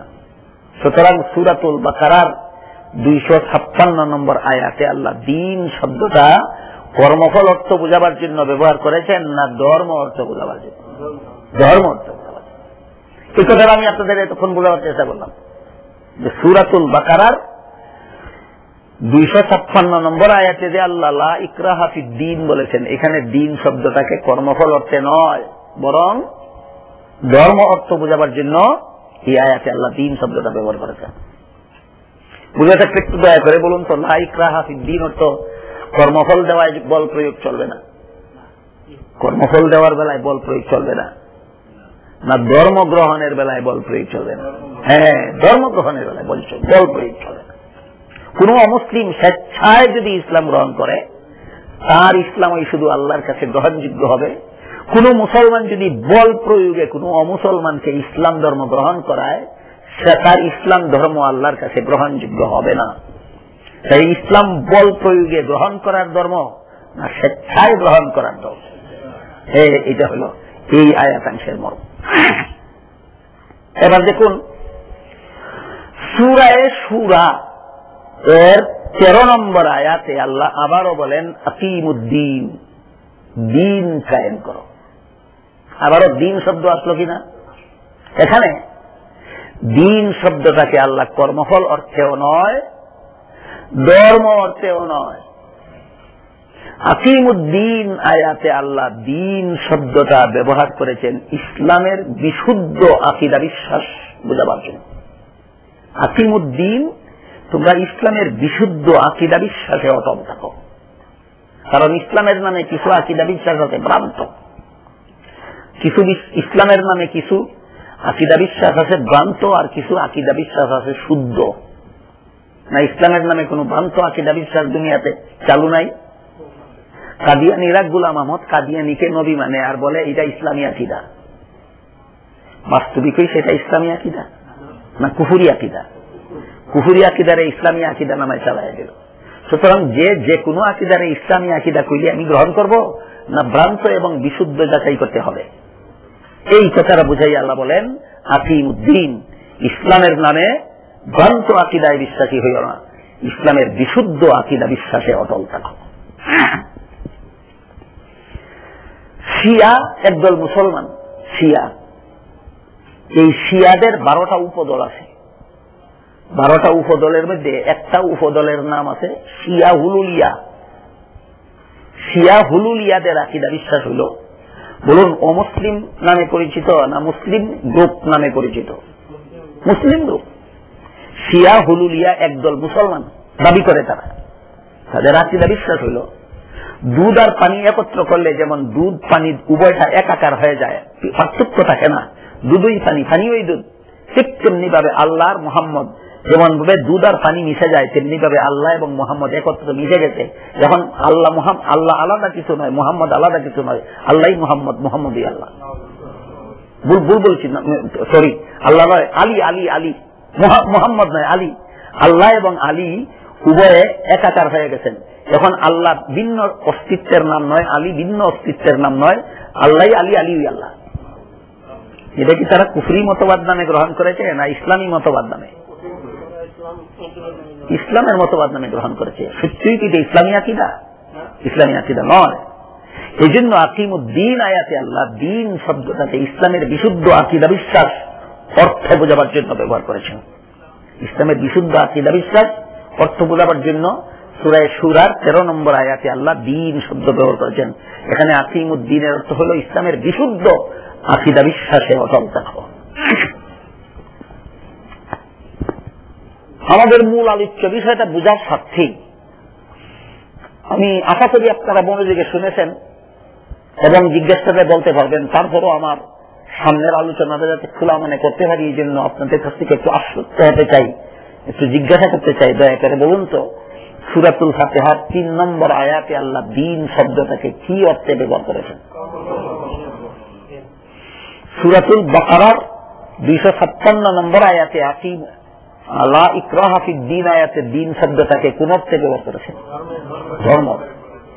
সূরা শুরার 13 নম্বর আয়াতে আকিমুদ্দিন আয়াতে আল্লাহ দিন শব্দটা কোন অর্থে ব্যবহার করেছেন? ইসলামের বিশুদ্ধ আকীদা বিশ্বাস। এবার আসি আমরা আলোচ্য আয়াতে। সূরাতুল মায়েদার 3 নম্বর আয়াতের যে অংশে আল্লাহ বলেন আল ইয়াউমা আকমালতু লাকুম দীনাকুম, এখানে দিন শব্দটাকে আল্লাহ কর্মফল অর্থেও নয়, ধর্ম অর্থেও নয়, বিশুদ্ধ আকীদা বিশ্বাস অর্থেও নয়, এখানে আল্লাহ পাক রব্বুল আলামিন দিন শব্দটাকে ইসলামের বিধিবিধান অর্থে ব্যবহার করেছেন। এখানে দিন অর্থ ইসলামের বিধিবিধান। তাহলে আল ইয়াউমা আকমালতু লাকুম দীনাকুম আয়াতের অর্থ কি দাঁড়াইল? আজকে আমি তোমাদের ইসলামের যাবতীয় বিধিবিধানকে পরিপূর্ণ করে দিলাম। কি পরিপূর্ণ করে দিলেন? বিধিবিধান পরিপূর্ণ করে দিলেন। এখানে যদি ধর্ম অর্থ নেন তাহলে আয়াতের মর্ম দাঁড়াবে যে রাসূলের বিদায় হজের ভাষণের দিনে আল্লাহ আমাদের ধর্মকে পরিপূর্ণ করে দিলেন। আয়াত তো বিদায় হজের ভাষণের দিনে নাযিল হলো। রাসূলের বিদায় হজের ভাষণের দিনে আল্লাহ আমাদের ধর্মকে পরিপূর্ণ করে দিলেন। কারণ দিন শব্দের অর্থ ধর্ম। সূরাতুল বাকারার 256 নম্বর আয়াতে আমরা পাইলাম যে দিন শব্দের অর্থ ধর্ম। এখানেও যদি সে অর্থটা আপনি রিপিট করে দেন তাহলে অর্থ দাঁড়াবে যে রাসূলের বিদায় হজের ভাষণের দিনে আল্লাহ আমাদের ধর্মকে পরিপূর্ণ করে দিয়েছেন। এই অর্থটা নিলে কেমন বিভক্তি দাঁড়ায় দেখুন। আয়াতটা নাযিল হইল রাসূল দুনিয়ার থেকে বিদায় হওয়ার কতদিন আগে? 3 মাস আগে। এর আরো 2 মাস 21 দিন পরে আল্লাহ আরেকটা আয়াত নাযিল করেছেন। সে আয়াতে আল্লাহ বলেন তাত্তাকু ইয়াওমান তুরজাউনা ফীহি ইলাল্লাহ সুম্মা তুওয়াফা কুল্লু নাফসিন মা কাসাবাত ওয়া হুম লা ইউযলামুন। সেই দিনকে ভয় করো যেদিন তোমাদের সবাইকে সম্মিলিতভাবে আল্লাহর কাছে ফিরে যেতে হবে এবং সকলকেই যার যার কর্মফল ভোগ করতে হবে। কাউকে কর্মফল দেওয়ার বেলায় কারো প্রতি কোন রকমের অবিচার করা হবে না। আয়াতটা নাযিল হইল বিদায় হজের ভাষণের আরো 2 মাস 21 দিন পরে। 2 মাস 21 দিন আগে যে আয়াত নাযিল হইল সেই আয়াতের অর্থ যদি হয় তোমাদের ধর্মকে পরিপূর্ণ করে দিলাম, তাহলে 2 মাস 21 দিন পরে যে আয়াত নাযিল হইল সেই আয়াতটা কি ধর্মের ভিতরে থাকে? যদি ধর্মের ভিতরে থাকে তাহলে ধর্মের ভিতরে যে আয়াতটা আছে এই আয়াতটা নাযিল হওয়ার আগে ধর্ম পরিপূর্ণ হয় কিভাবে? আর যদি বলা হয় যে এই আয়াতটা ধর্মের ভিতরে নয়, তাহলে অনিবার্য পরিণতি দাঁড়ায় যে কোরআনে একটা আয়াত আছে যেটা আমাদের ধর্মের অংশ নয়, হতে পারে না। সুতরাং এখানে ধর্ম অর্থ আনফিট। ধর্ম অর্থ আল-ইয়াউমা আকমালতু লাকুম দীনাকুম, আজকে তোমাদের ধর্ম পরিপূর্ণ করে দিলাম। তাইলে 2 মাস 21 দিন পরে যে আয়াত নাযিল হলো সেই আয়াত কি ধর্মে থাকে না ধর্মের বহির্ভূত সাব্যস্ত হয়ে যায়? তাহলে কাজে এখানে ধর্ম অর্থটা ফিট না আনফিট? আনফিট। এখানে ধর্ম অর্থ ফিট নয়, এখানে দিন শব্দটাকে আল্লাহ ব্যবহার করেছেন ইসলামের বিধিবিধান অর্থ বোঝাবার জন্য। তাহলে এই আয়াতের অর্থ কি দাঁড়াইল? আল-ইয়াউমা আকমালতু লাকুম দীনাকুম, আজকে আমি তোমাদের ইসলামের বিধিবিধানকে পরিপূর্ণ করে দিলাম। যে কয়টা কথা ব্যাখ্যা সাপেক্ষ ছিল এই আয়াতাংশের তর্জমা থেকে, ট্রান্সলেশন থেকে যে কয়টা কথা ব্যাখ্যা সাপেক্ষে বোঝার দরকার ছিল, তফসির সাপেক্ষে বোঝার দরকার ছিল, এর মধ্যে 1 নম্বর ছিল আজকে বলতে কোন দিন? বিদায় হজের ভাষণের দিন। দ্বিতীয়টা হলো এখানে আল্লাহ দিন বলতে কি বুঝাইলেন? এখানে আল্লাহ দিন বলতে বিধিবিধান, ইসলামের বিধিবিধান রাসূলের বিদায় হজের ভাষণের দিনেই আল্লাহ পরিপূর্ণ করে দিয়েছেন। সুতরাং রাসূলের বিদায় হজের ভাষণের দিনের পর থেকে কিয়ামত পর্যন্ত কেউ যদি কোনো বিধানকে ইসলামী বিধান বলতে চায় তাহলে বিদায় হজের ভাষণের দিন পর্যন্ত আল্লাহ যেভাবে পরিপূর্ণ করে দিয়েছেন সেইভাবেই প্রমাণ করতে হবে। অন্যভাবে প্রমাণ করতে গেলে সেটা প্রমাণিত হবে না। এই বিধিবিধান আল্লাহ সেদিনেই পরিপূর্ণ করে দিয়েছেন, এখান থেকে আর কোনো বিধিবিধান রহিত হবে না, কিয়ামত পর্যন্ত আর কোনো বিধিবিধান ইসলামের নামে সংযোজিত হবে না। এই হল পরিপূর্ণতার একটা ব্যাখ্যা। আজকে আমি তোমাদের দিনকে পরিপূর্ণ করে দিলাম। 3টা কথাই ছিল ব্যাখ্যা সাপেক্ষ। একটা হলো আজকে বলতে কোন দিন? বিদায় হজের ভাষণের দিন। দ্বিতীয় কথাটা হল এই আয়াতের দিন শব্দটাকে আল্লাহ কোন অর্থে ব্যবহার করেছেন? ইসলামের বিধিবিধান অর্থে। 3 নম্বর ব্যাখ্যা সাপেক্ষ কথাটা কি ছিল? পরিপূর্ণতার ব্যাখ্যা কি? পরিপূর্ণ করে দিলাম কথার বিভিন্ন ব্যাখ্যা আছে। এর মধ্যে একটা ব্যাখ্যা হলো যে আজকের থেকে কিয়ামত পর্যন্ত আমার প্রদত্ত ইসলামের কোন বিধিবিধান রহিত হবে না, আর কোন বিধিবিধান ইসলামের নামে নতুন ভাবে সংযোজিত হবে না। পরিপূর্ণতার এক ব্যাখ্যা হল ওটা। কাজেই এই আয়াতাংশের তফসিরটা যদি বর্তমান সমাজের সর্বস্তরের মুসলমানেরা স্মরণ রাখত, ইসলামের কোন কোন বিধানের বিপক্ষে বিরুদ্ধে তথাকথিত কিছু ইসলামী বুদ্ধিজীবীরা আপত্তি উঠাইতে পারত না। ইসলামী বিভিন্ন বিধিবিধানের বিরুদ্ধে বর্তমান জমানার অনেক বুদ্ধিজীবীরা আপত্তি উঠায় কিনা?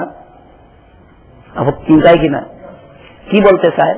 যে আধুনিক কালে ইসলামের এই বিধানটা 1400 বছর আগের পুরাতন বিধানটা অচল, এটা বুঝাতে চায়। বলুন, সচল বুঝাতে চায় না অচল বুঝাতে চায়? তুমি আকমালতু লাকুম দীনাকুম কি বুঝেছ? আকমালতু লাকুম দীনাকুমের তফসির, সহি তফসিরটা যদি মুসলমানের ব্রেইনে থাকতো, যত বড় পণ্ডিত হোক, যত বড় শিক্ষিত হোক, যত বড় জ্ঞানী হোক, যত বড় গুণী হোক, ইসলামের কোন বিধানকে কোন যুগে অচল বলার সাহস করতে পারত না। আমার কথা বুঝে থাকতে বলুন তো, বর্তমান দুনিয়ার বিভিন্ন বড় বড় শিক্ষিত ইসলামী পণ্ডিত, জ্ঞানী, গুণী, পণ্ডিত, দার্শনিক, বিজ্ঞানী, যারা বুদ্ধিজীবী হিসাবে পরিচিত, তারা ইসলামের অনেক বিধিবিধানকে আধুনিক কালে অচল সাব্যস্ত করতে চায় কিনা? এই বুদ্ধিজীবীরা আকমালতু লাকুম দীনাকুম বুঝেছে? আকমালতু লাকুম দীনাকুম বুঝেছে? করিনি। কেন?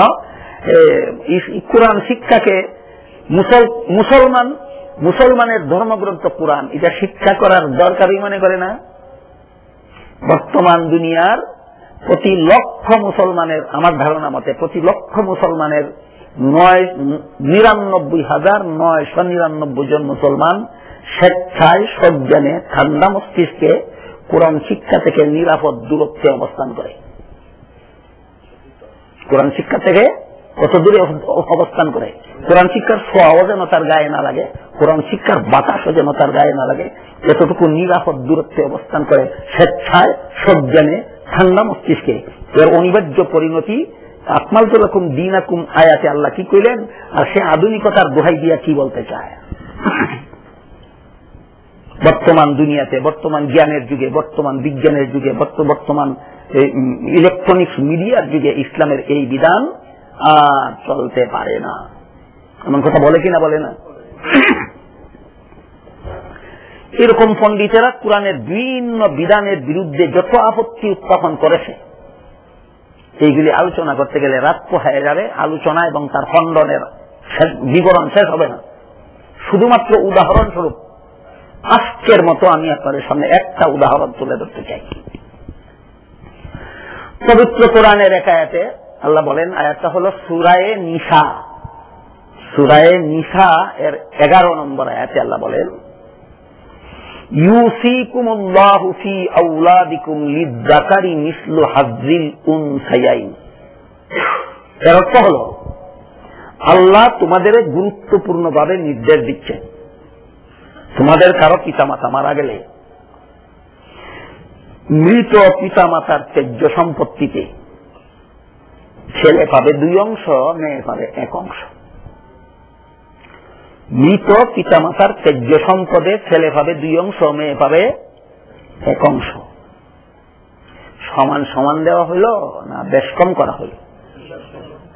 আধুনিকতার দোহাই দিয়া বলা হয় নারী পুরুষের ব্যবধান বর্তমান যুগে এই ভ্রান্ত মতবাদ আর গ্রহণযোগ্য নয়। বর্তমান শিক্ষিত যুগের জ্ঞান বিজ্ঞানের যুগের মতবাদ হইল নারী পুরুষ সমান।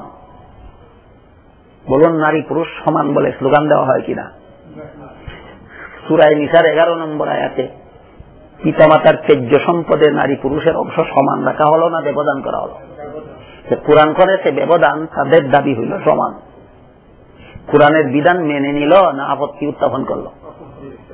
কিন্তু সবচেয়ে বড় মারাত্মক ব্যাপার যেটা, সেটা হল এই সমস্ত বর্ণচুরেরা, এই সমস্ত জ্ঞান পাপীরা সরাসরি কোরআনের বিধান তাকে ভুল বলে না, কোরআন বিধান সম্পর্কে সম্পূর্ণ নীরব থাকে, আর নারী পুরুষ সমান এই স্লোগান দিয়ে আকাশ বাতাস মুখরিত করে। জনগণ যদি সমান কথাটা গ্রহণ করে নেয়, অটোমেটিকলি সূরা নিসার 13 নম্বর আয়াতের বিধান রহিত সাব্যস্ত হয়ে যাবে। এইটা হলো সবচেয়ে বড় দুষ্টতা, সবচেয়ে বড় কুচক্রান্ত, সবচেয়ে বড় জঘন্যতম বাটপারি, যে কোরআন সম্পর্কে কোনো মন্তব্য করে না, কোরআনের বিধানের বিরুদ্ধে আন্দোলন করে। এই পর্যায়ে জরুরি ভিত্তিতেই আমাদের একটু পিছন দিকে চলে যাওয়া দরকার। কেন আল্লাহ এই বৈষম্যটা করলেন এটা বোঝা দরকার। যারা যারা নারী পুরুষ সমান অধিকারের স্লোগান দেয়, এদের কাছে এই আয়াতের বিধানটা আপত্তিকর হইয়া দাঁড়ায়। বলুন ঠিক কিনা? যারা নারী পুরুষের সমান অধিকার বলে স্লোগান দেয়, এদের জন্য সূরা নিসার 11 নম্বর আয়াতের বিধানটা গ্রহণযোগ্য হইয়া দাঁড়ায় না আপত্তিকর হইয়া দাঁড়ায়? আপত্তিকর হইয়া দাঁড়ায়। দুনিয়ার জীবনে যত সম্পদ মানুষের উপভোগ করার মতো আছে, সমস্ত সম্পদেই আল্লাহ নারীকে হয়তো পুরুষের উপর অগ্রাধিকার দিয়েছেন, আর না হয় 1/3 অধিকার দিয়েছেন। সমান অধিকার কোথাও নাই। আমার কথা আবার বলি, একটু লক্ষ্য করুন, কারণ সামনে আরেকটা কথার সাথে সাংঘর্ষিক হবে।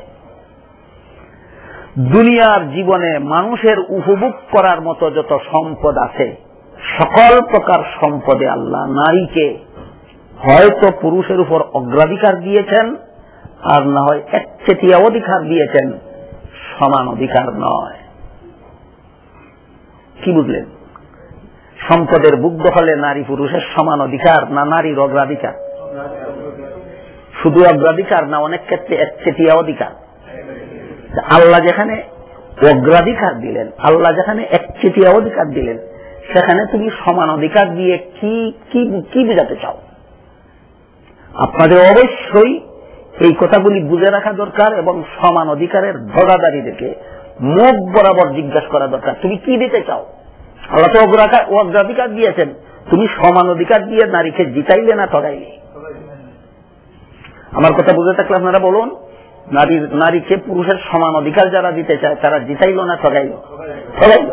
আল্লাহ জিতাইছেন, তুমি ঠগাইতে চাও, সুতরাং তোমার বিধান বাতিল, কোরআনের বিধান বলবৎ। কতদিনের জন্য? আল-ইয়াউমা আকমালতু লাকুম দীনাকুম। এবার একটু বোঝার চেষ্টা করুন, নারীকে আল্লাহ সকল প্রকার সম্পদের যোগ্য হলে পুরুষের উপর অগ্রাধিকার কিভাবে দিলেন, আবার একচেটিয়া অধিকার কোথায় দিলেন? কোন বাবার ঘরে যখন কোন ছেলে জন্ম হয়, ইসলামের বিধানে কোন বাবার ঘরে যখন কোন ছেলে জন্ম হয়, ওই ছেলেকে লালন পালন করা ইসলামের বিধানে বাবার দায়িত্ব হয়। কতদিন পর্যন্ত? ছেলেটা নাবালক থাকবে, যতদিন পর্যন্ত। বুঝে থাকতে বলুন তো, ইসলামী বিধানে ছেলেকে লালন পালন করা বাবার দায়িত্ব কতদিনের জন্য বর্তায়? যতদিন নাবালক থাকবে। সাবালক ছেলেকে লালন পালন করা বাবার দায়িত্ব নয়। কোন বাবা যদি সাবালক ছেলেকে লালন পালন করে, সেটা হবে ছেলের প্রতি বাবার দয়া। বলেন দায়িত্ব না দয়া? দয়া। কিন্তু এই বাবার ঘরেই যদি কোন মেয়ে সন্তান জন্মগ্রহণ করে, সাবালক নাবালক কোনো প্রশ্ন নাই, যতদিন পর্যন্ত মেয়ের বিয়ে না হবে ততদিন পর্যন্ত লালন পালন করা বাবার দায়িত্ব হবে। এই দুইটা বিধান স্মরণ রাখুন ইসলামের। এবার আসুন তুলনামূলক আলোচনায়। জীবনের শুরুতেই বাবার উপার্জিত সম্পদে লালিত পালিত হওয়ার অধিকার, জীবনের শুরুতেই বাবার সম্পদের দ্বারা লালিত পালিত হওয়ার অধিকার ছেলে মেয়ে সমান সমান পাইল না? মেয়ে অগ্রাধিকার পাইল? বলেন সমান অধিকার না অগ্রাধিকার? তাহলে কোরআন যেখানে অগ্রাধিকার দিল, সেখানে তুমি সমান অধিকার দিয়া জিতাইতে চাও না ঠগাইতে চাও? পরিষ্কার করে বলো। পারবেন এই প্রশ্নটা তাদেরকে করতে? যে তোমরা যারা সমান অধিকার বলো, তোমরা সমান অধিকার দিয়া জিতাইতে চাও না ঠগাইতে চাও? পরিষ্কার করে বলো। কোরআন তো অগ্রাধিকার দিয়ে রাখছে, নাকি আপনারা বুঝতে পারেননি আমার কথা? গেল অগ্রাধিকারের উদাহরণ। এরপরে দেখুন একচেটিয়া অধিকারের উদাহরণ। একটা ছেলের সাথে যখন একটা মেয়ের বিয়ে হয়, এই বিয়ের মাধ্যমে ছেলে মেয়ে দুইজনে মিলে একটা পরিবার গড়া হয়। এই পরিবারের প্রথম দুইজন সদস্য, একজন স্বামী একজন স্ত্রী। স্বামীর যৌবনের চাহিদা স্ত্রীর মাধ্যমে নিবারণ হয়, স্ত্রীর যৌবনের চাহিদা স্বামীর মাধ্যমে নিবারণ হয়। সুতরাং যৌবনের চাহিদা নিবারণের বেলায় উভয়ের মুখাপেক্ষী। কথাটা ঠিক আছে কিনা? যৌবনের চাহিদা নিবারণের বেলায় উভয়ের মুখাপেক্ষী, না স্বামী একতরফা স্ত্রীর মুখাপেক্ষী, না স্ত্রীও স্বামীর মুখাপেক্ষী? উভয়ের মুখাপেক্ষী। কিন্তু ইসলামের বিধান বলে যে এই চুক্তিতে আবদ্ধ হওয়া মাত্রই স্বামীর পক্ষ থেকে স্ত্রীকে সম্পদের একটা অংশ দিয়ে দিতে হবে, যেটাকে ইসলামের পরিভাষায় মুহারানা বলা হয়।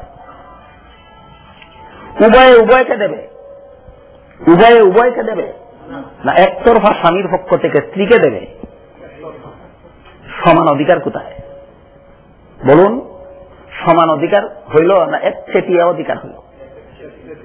এখানে যদি আপনি সমান অধিকার প্রতিষ্ঠা করতে চান, তাহলে পরিণতিটা কি হবে? দুইটা পথ আছে। হয়তো বলবেন যে স্বামী দিবে স্ত্রীকে 1 লাখ টাকার মুহারানা, আর স্ত্রী দিবে স্বামীকে 1 লাখ টাকার যৌতুক। তখন হইল সমান সমান।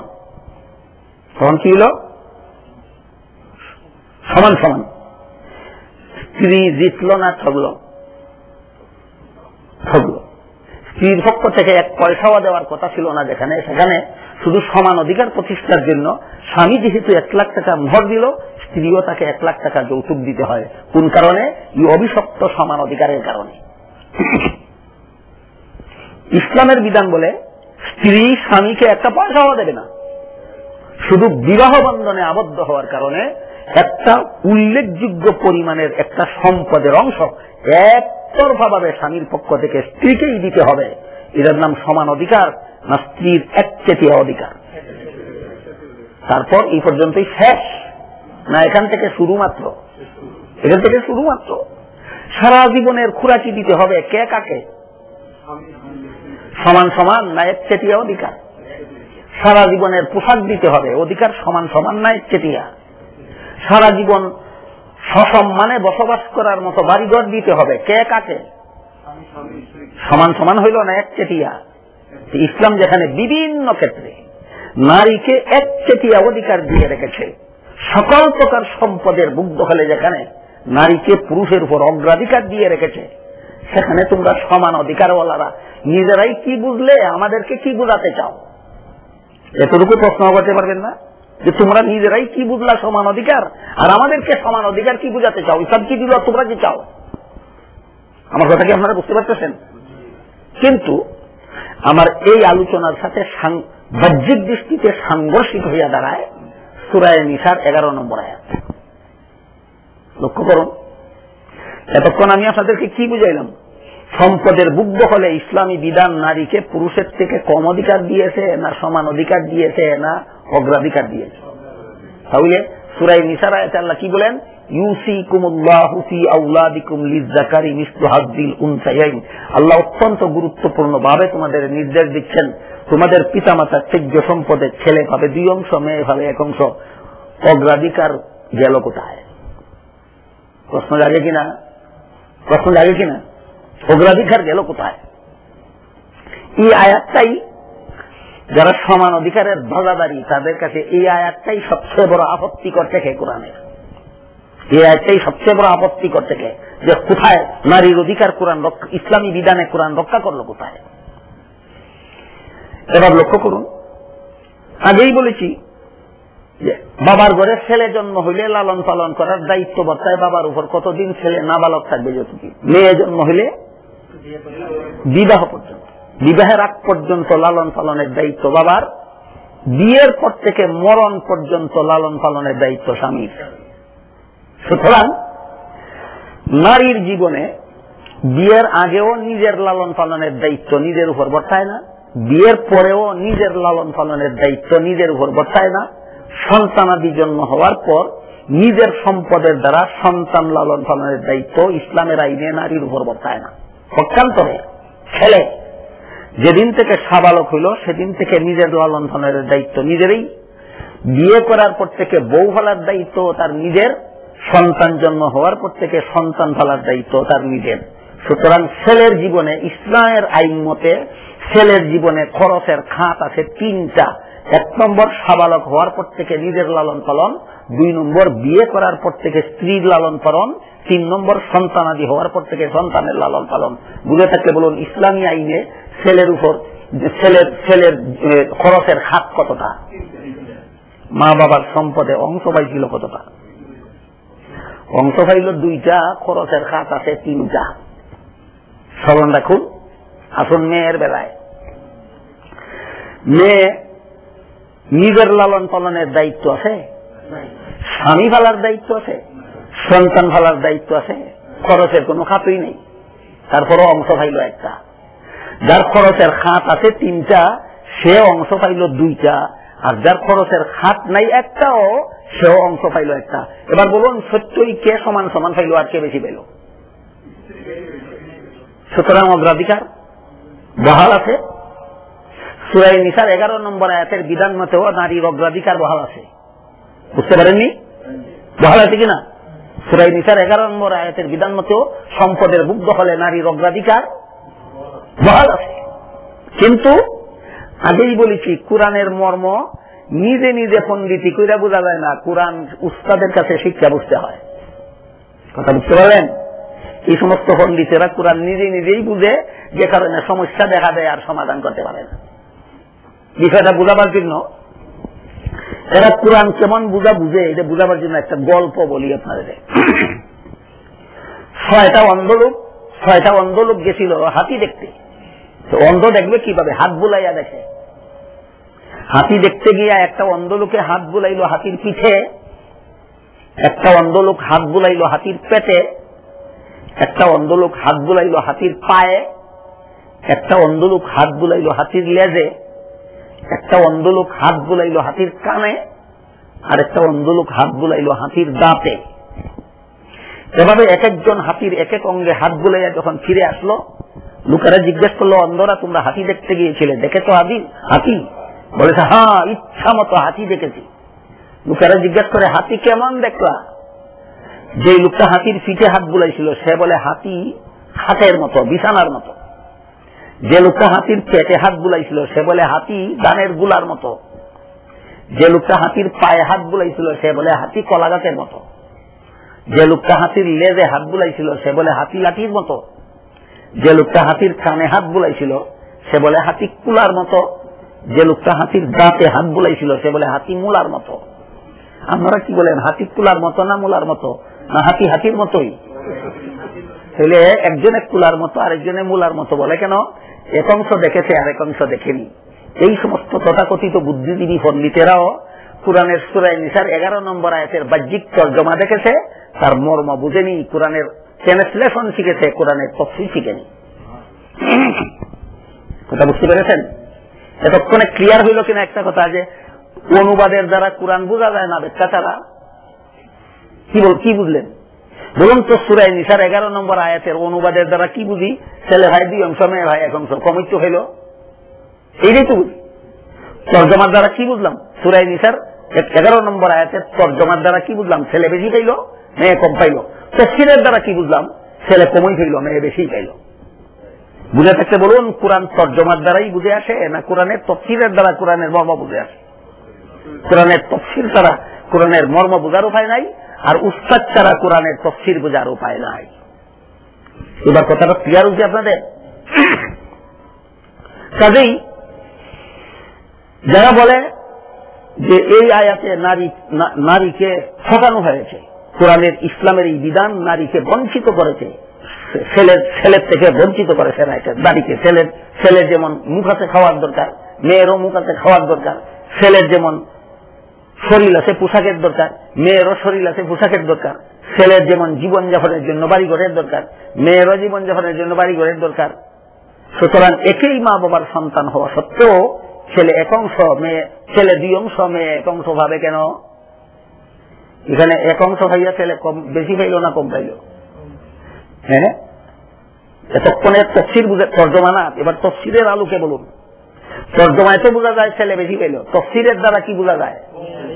হ্যাঁ, তর্জমায় বোঝা যায় ছেলে বেশি পাইল, মেয়ে কম পাইল। তাফসীরের দ্বারা সাব্যস্ত হয়েছে ছেলে কমেই পাইল, মেয়ে বেশি পাইল। বলুন, কোরআনের তর্জমার দ্বারাই কোরআনের মর্ম বুঝে আসে, না কোরআনের তাফসীরের দ্বারা কোরআনের মর্ম বুঝে আসে? কোরআনের তাফসীরের দ্বারা কোরআনের মর্ম বুঝে আসে, কোরআনের তর্জমার দ্বারা কোরআনের মর্ম বুঝে আসে না।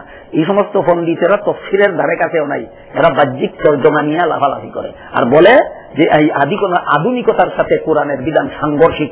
কোরআন চির আধুনিক, কিয়ামত পর্যন্ত ইসলামের যাবতীয় বিধান চির আধুনিকীকরণ করা হয়েছে। এমন কোন আধুনিক পরিবেশ পরিস্থিতি আসবে না যা ইসলামের বিধানের সাথে সাংঘর্ষিক হতে পারে। এই মর্মে আল্লাহ বলেন, আল ইয়াউমা আকমালতু লাকুম দীনাকুম, আজকে আমি তোমাদের ধর্মকে পরিপূর্ণ করে দিলাম। হ্যাঁ, এখানে ধর্মকে নয়, এখানে তোমার ইসলামের বিধিবিধানকে পরিপূর্ণ করে দিলাম। কিভাবে আল্লাহ পরিপূর্ণ করে দিয়েছেন এবার বুঝতে পেরেছেন আপনারা? যারা শুধু বাহ্যিক তর্জমার ভিত্তিতে বলে ছেলেকে ইসলাম বেশি দিল, মেয়েকে কম দিল, এদের জ্ঞানের পরিধিটা বোঝার জন্য আরেকটা উদাহরণ দিচ্ছি, শুনুন। একটা গল্প আছে, গল্পটা কি? একটা লোক ছিল অশিক্ষিত, মূর্খ। তার ছেলেকে স্কুলে লেখাপড়া করতে দিয়েছিল। ছেলে একাধারে 10 বছর লেখাপড়া করে এসএসসি পরীক্ষায় ফার্স্ট ডিভিশন ফার্স্ট বয় হয়ে পাস করলো। বলুন তো, ফার্স্ট ডিভিশন ফার্স্ট বয় হইলে তার রোল নম্বর কত হয়? 1। বাপ শিক্ষিত না মূর্খ? সে কত রোল নম্বর কত হইলে বেশি নম্বর হয় আর রোল নম্বর কত হইলে কম নম্বর হয় এটা বুঝে না, শুধু বুঝে 1 থেকে 10 বেশি। শুধু বুঝে 1 থেকে 10 বেশি। ফল ঘোষণার পরে বাবা, মূর্খ বাবা, ছেলেরা জিজ্ঞেস করে পরীক্ষা যে দিয়েছিলে পাস করেছ? ছেলে বলে পাস করেছি। বাবা জিজ্ঞেস করলো কত নম্বরে? আপনারা কি বলেন, কি বলবে? কত নম্বরে পাস করছো? 1 নম্বরে। সর্বনাশ করেছ, পাশের বাড়ির ছেলেটা তোমার সাথে লেখাপড়া করলো, একসাথে পরীক্ষা দিল, সে তো 10 নম্বরে পাস করলো, তুমি এত কম নম্বরে কেন? এই গুয়ার যেমন বুঝে না 10 নম্বরে পাস করলে নম্বর বেশি পায় না, 1 নম্বরে পাস করলে নম্বর বেশি পায়, ঠিক তেমনি ভাবে এই সমস্ত শিক্ষিত গুয়ার এরাও বুঝে না ছেলে 2 অংশ পাইলে বেশি পায় না, মেয়ে 1 অংশ পাইলে বেশি পায়। ওইটা ছিল অশিক্ষিত গুয়ার, আর এরা হইল শিক্ষিত গুয়ার। এই সমস্ত শিক্ষিত গুয়ারদের ভ্রান্তি কোথায়? আল ইয়াউমা আকমালতু লাকুম দীনাকুম বুঝে না। কি বুঝে না? কি বুঝে না? আল ইয়াউমা আকমালতু লাকুম দীনাকুম। আপনারা কিছুটা বুঝতে পেরেছেন? আকমালতু লাকুম দীনাকুম, আল্লাহ এভাবেই বলেছেন, আল ইয়াউমা আকমালতু লাকুম দীনাকুম, আজকে আমি তোমাদের ইসলামের বিধিবিধানকে এভাবেই পরিপূর্ণ করে দিয়েছি। ইসলামের কোন একটি বিধান কিয়ামত পর্যন্ত মানুষের কোন পরিবেশ পরিস্থিতির কারণে অচল সাব্যস্ত হবে না। আল্লাহ আপনাদের আমাদের সবাইকে ইসলামের বিধিবিধান বুঝার এবং এর আলোকে জীবন গড়ার তৌফিক দান করুন, আমিন। সুবহান রাব্বিকা রাব্বিল ইজ্জাতি আম্মা ইয়াসিফুন ওয়া সালামুন আলাল মুরসালিন ওয়া আলহামদুলিল্লাহি রাব্বিল আলামিন।